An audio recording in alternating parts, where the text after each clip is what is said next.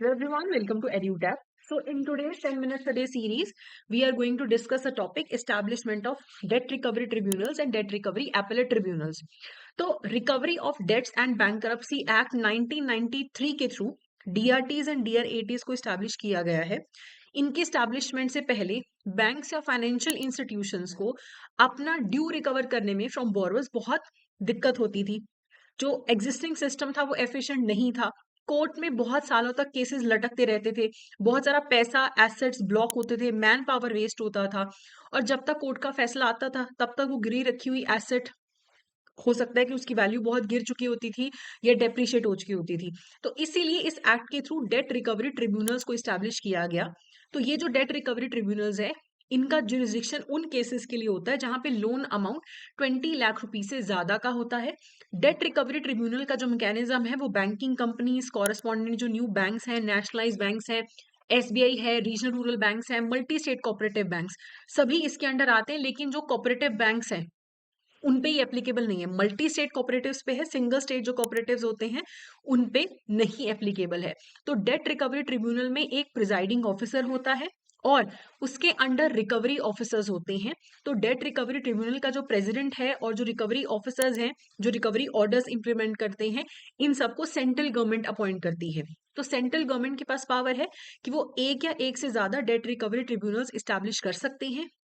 Recovery tribunals की क्या power होगी, क्या जुरिस्डिक्शन होगी, कौन से टाइप के केसेस वो एंटरटेन करेंगे, ये सब कुछ सेंट्रल गवर्नमेंट स्पेसिफाई करती है। तो वही स्टैब्लिश करती है, उसके बेंचेस भी स्टैब्लिश कर सकती है। और डेट रिकवरी ट्रिब्यूनल्स जो हैं वो इंसॉल्वेंसी एंड बैंक्रप्सी कोड के अंडर एडजुडिकेटिंग अथॉरिटी के तौर पे भी काम करते हैं। तो वो जो एक सेपरेट अलग टॉपिक है, इंसॉल्वेंसी एंड बैंक्रप्सी कोड। अब जो ट्रिब्यूनल है उसमें एक प्रिजाइडिंग ऑफिसर होता है जिसे गवर्नमेंट अपॉइंट करती है। और गवर्नमेंट एक प्रिजाइडिंग ऑफिसर को ये पावर दे सकती है कि वो दूसरे ट्रिब्यूनल के प्रिजाइडिंग ऑफिसर का भी काम करे। तो जो ऑफिसर है वो 4 साल के लिए एम्प्लॉय होता है या फिर up to the age of 70, which ever is earlier. कौन पर्सन ट्रिब्यूनल में प्रिजाइडिंग ऑफिसर बन सकता है? जो डिस्ट्रिक्ट जज हो या रह चुका हो या डिस्ट्रिक्ट जज बनने जितना क्वालिफाइड हो, उसे प्रिजाइडिंग ऑफिसर बनाया जा सकता है। जो एपेलेट ट्रिब्यूनल है, देखो अगर आपको डीआरटी का ऑर्डर नहीं पसंद है तो पार्टीज डीआरएटी के पास भी जा सकती हैं, अपील कर सकती हैं। डीआरएटी में एक पर्सन होता है जिसे हम चेयरपर्सन बोलते हैं, उसे भी सेंट्रल गवर्नमेंट ही अपॉइंट करती है, उसकी जुरिस्डिक्शन भी सेंट्रल गवर्नमेंट ही बताती है। और गवर्नमेंट एक चेयरपर्सन को दूसरे चेयरपर्सन का काम करने के लिए, अपीलेट ट्रिब्यूनल के चेयरपर्सन की फंक्शन पूरे करने के लिए भी बोल सकती है। अब बन कौन सकता है चेयरपर्सन? जो हाई कोर्ट का जज रह चुका हो या जिसने इंडियन लीगल सर्विस में ग्रेड 1 पोस्ट पे कम से कम 3 साल की काम किया हो, या फिर जो प्रिजाइडिंग ऑफिसर के तौर पे 3 साल तक काम कर चुका हो, वो डीआरएटी का चेयरपर्सन रह सकता है। अब इसके क्वेश्चन करने से पहले I would like to inform you कि अगर आप कैब 2025 को टारगेट कर रही हैं तो आप हमारे मास्टर कोर्स में एनरोल कर सकते हैं।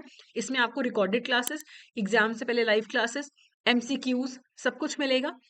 इसके थ्रू आपका कॉम्प्रिहेंसिव प्रिपरेशन हो जाएगा। इसके अलावा अगर आपको क्विक सोल्यूशन चाहिए तो आप हमारे जो लाइव क्रैश कोर्स है उसमें भी एनरोल कर सकते हैं, जिसमें लाइव क्लासेस के थ्रू आपकी प्रिपरेशन करवाई जाएगी। इसके अलावा जिनका भी जैब भी क्लियर नहीं है तो वो जैब और कैब का कंबाइंड मास्टर कोर्स भी ले सकते हैं अपनी रिक्वायरमेंट के हिसाब से।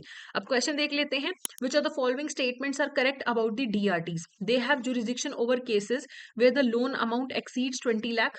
Correct. Cooperative banks are subject to DRT, नहीं। Multi state cooperative, normal cooperative नहीं, तो ये गलत है। Presiding officer is appointed by central government. Correct. DRTs can only entertain applications from banks. आप हमेशा देखना बैंक्स एंड फाइनेंशियल इंस्टीट्यूशंस लिखा होता है, सिर्फ बैंक्स नहीं है, तो ये भी गलत हो जाता है। तो 1 और 3 यानी कि ए जो है आपका करेक्ट आंसर है, तो यहाँ पे ए।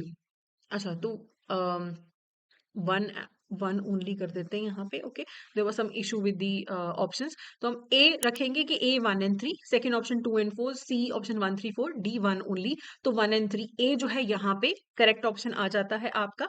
तो ये था हमारा आज का सेशन। तो that's it for today. Thank you so much.